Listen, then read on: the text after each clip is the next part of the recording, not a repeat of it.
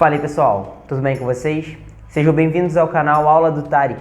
Eu me chamo Tarek Abrahim, sou professor de História e hoje a gente vai falar um pouco sobre o Enem 2020. Eu fiz uma análise a respeito da prova de Ciências Humanas e vamos comentar 5 críticas em relação a essa prova. Bora lá?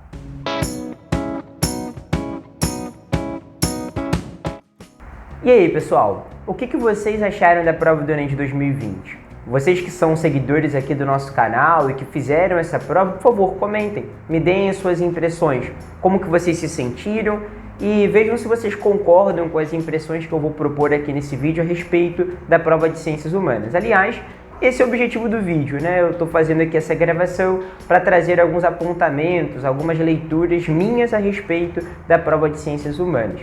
Eu trouxe 5 críticas principais para serem mobilizadas em relação a essa prova.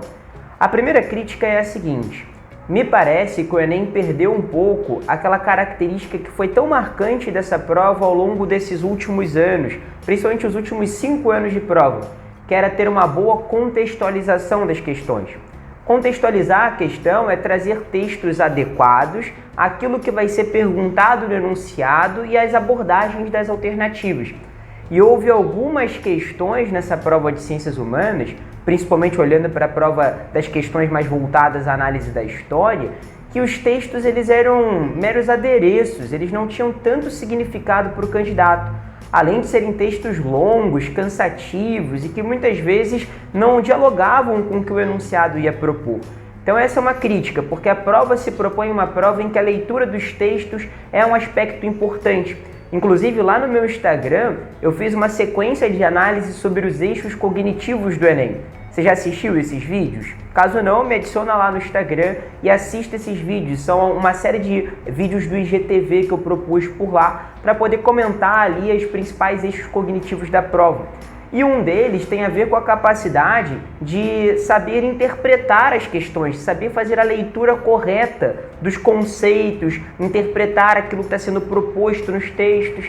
E aí o cara vai para a prova, olha para um texto como esse aqui que vai aparecer para vocês, da questão que trata a respeito do Código de Hammurabi, a questão 57 do caderno branco, vê um texto desse tamanho, eu estou aqui com o texto aberto à minha frente no computador, eu calculo aqui rapidamente 3, 6, 8 linhas de texto no meu slide, não sei como é que ficou no diagrama da prova do Enem, mas um texto longo e um texto que apenas nessas partes que estão destacadas traz algum tipo de informação que poderia ser útil.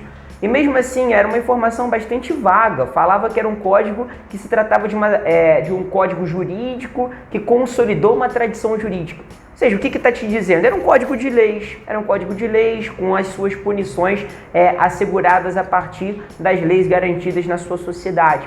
Ou seja, não fazia sentido esse texto, não ajudava o candidato, não cobrava uma habilidade e competência do candidato que tivesse que ter a capacidade de fazer uma leitura crítica de um documento histórico ou de uma análise acadêmica sobre determinado assunto. Então essa é uma primeira crítica importante a ser feita a essa prova do Enem de Ciências Humanas, problemas de contextualização. Uma segunda crítica importante tem a ver com os enunciados. Os enunciados das questões do Enem esse ano, em algumas questões, é claro, eles foram muito longos e confusos. Eu trouxe aqui mais uma questão para mostrar para vocês, que é a questão número 53 do caderno branco. A questão 53 do caderno branco, ela fala sobre a Revolução Pernambucana de 1817. E se vocês olharem aqui o enunciado dessa questão, olha o tamanho desse enunciado. Você já começa a ficar cansado na leitura do texto, porque é um texto que também não é tão simples de ser lido, é um texto que também é extenso, ele tem bastante linha, mas ao mesmo tempo é um texto interessante, ele traz algum tipo de ajuda para o candidato, então ele não se enquadra naquela primeira crítica que eu comentei, mas aí você vai para o enunciado, você tem um enunciado de 3 linhas.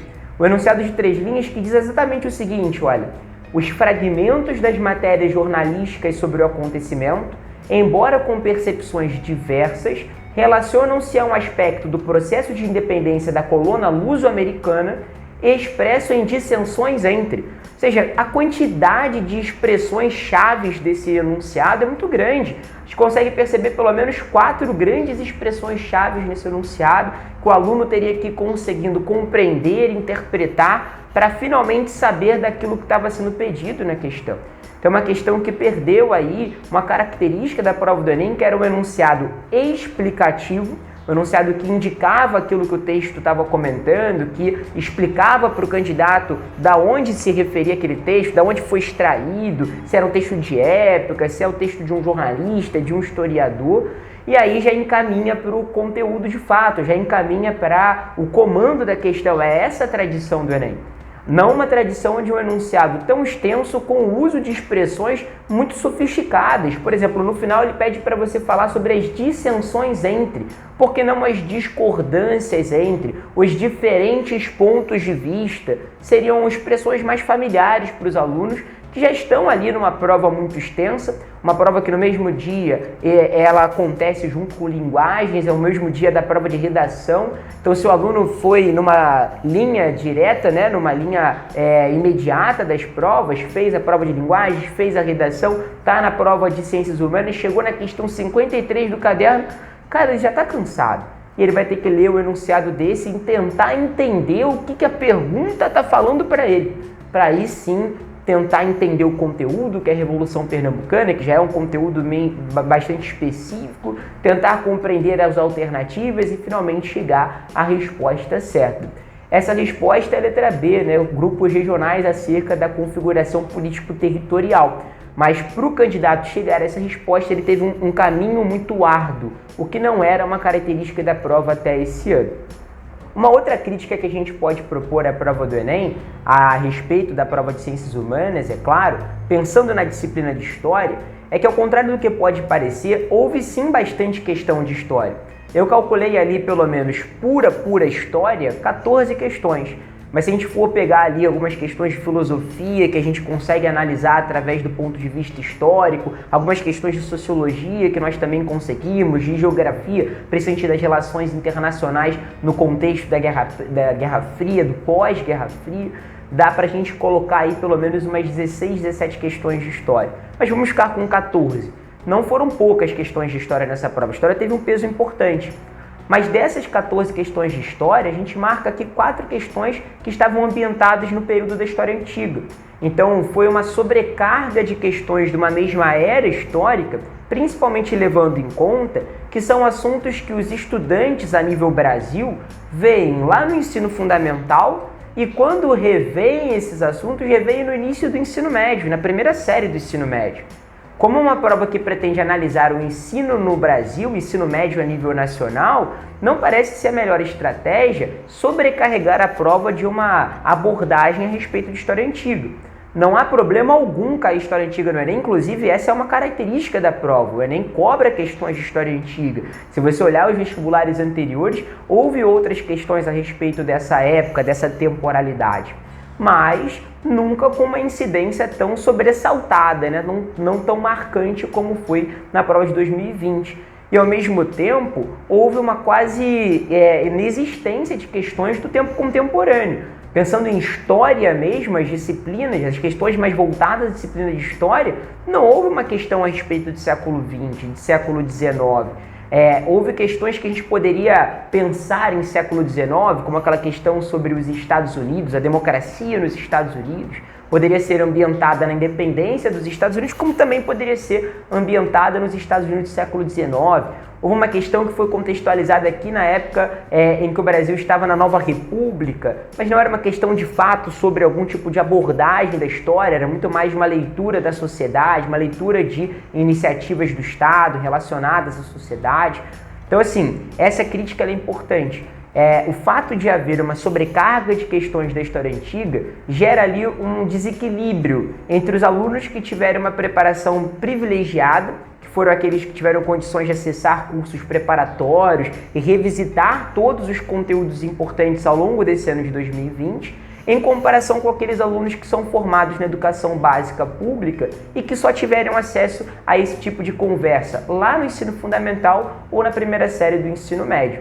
Inclusive, isso fica ainda mais evidente quando a gente pensa que vivenciou um ano totalmente extraordinário em virtude da pandemia, em virtude de muitas escolas estarem fechadas e os alunos não terem tido acesso ali às aulas, a possibilidade de revisarem conteúdos-chave.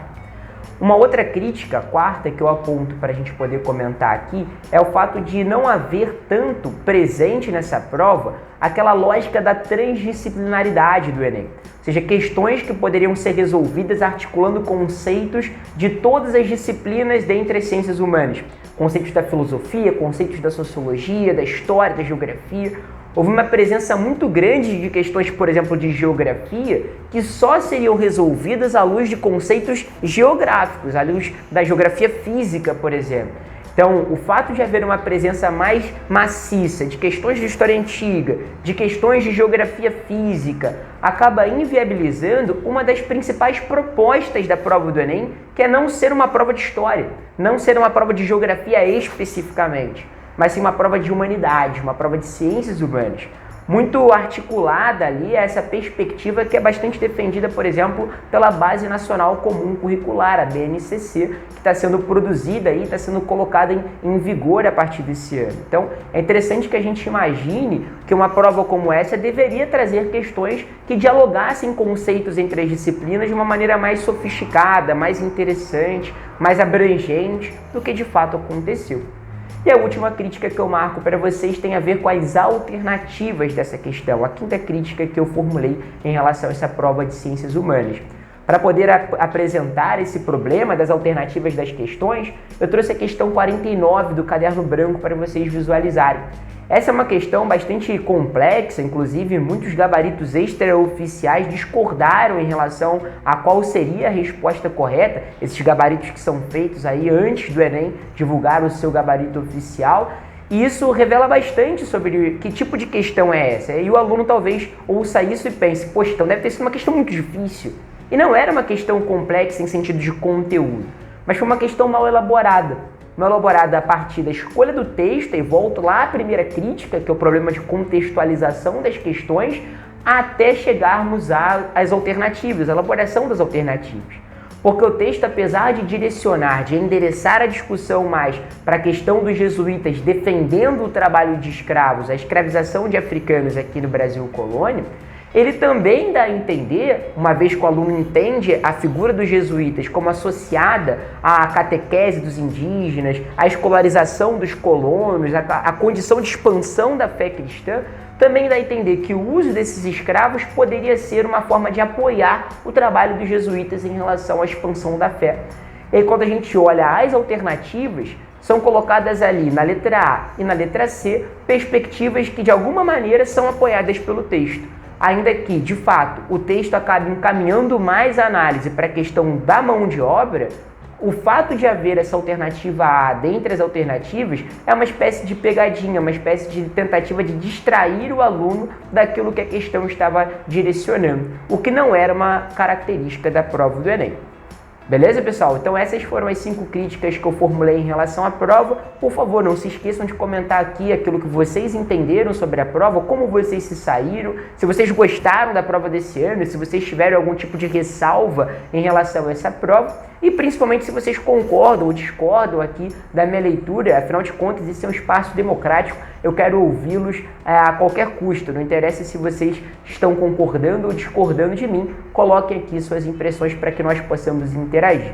Beleza, pessoal? Espero que tenham gostado do vídeo, não se esqueçam de se inscreverem no canal, de curtirem esse vídeo e de me seguirem lá nas redes sociais, principalmente no Instagram, que é o lugar em que eu consigo me comunicar de uma forma mais direta com cada um de vocês. Valeu, galera! Até a próxima aula. Tchau, tchau!